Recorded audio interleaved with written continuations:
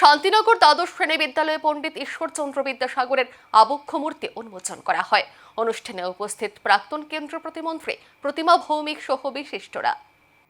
শান্তিনগর দ্বাদশ শ্রেণী বিদ্যালয়ে পণ্ডিত ঈশ্বরচন্দ্র বিদ্যাসাগরের আবক্ষ মূর্তি উন্মোচনকে কেন্দ্র করে অনুষ্ঠিত হলো বিশেষ কর্মসূচি। এই উদ্যোগের মূল উদ্যোক্তা ছিলেন রাখাল চন্দ্র দেবনাথ।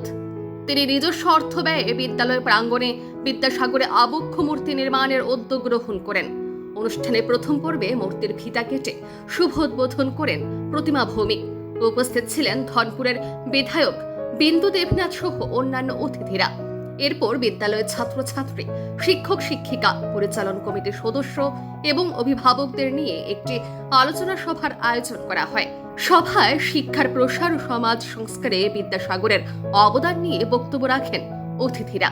এই কর্মসূচিকে ঘিরে এলাকাবাসীর মধ্যে ব্যাপক উৎসাহ ও সাড়া লক্ষ্য করা যায়। শ্রীযুক্ত রাখাল চন্দ্র দেবনাথ, ওনার উদ্যোগে, ওনার অর্থ ব্যয়ে উনি নিজের স্কুলে, নিজের গ্রামের যে স্কুলে পড়াশোনা করেছেন সেই স্কুলে সেটা করার যে অভিপ্রায় প্রকাশ করেছেন এবং সেটা আজকে উনি উদ্বোধনও করেছেন, সেই উপলক্ষে আমরা সবাই উপস্থিত হয়েছি। একটা বিশাল বড় প্রাপ্তি আজকে আমাদের জন্য। এটা শুধু আমাদের স্কুলের জন্য নয়, গোটা এলাকাতে যাতে আমরা ভাবি সেটা আমাদের জন্য একটা প্রেরণা।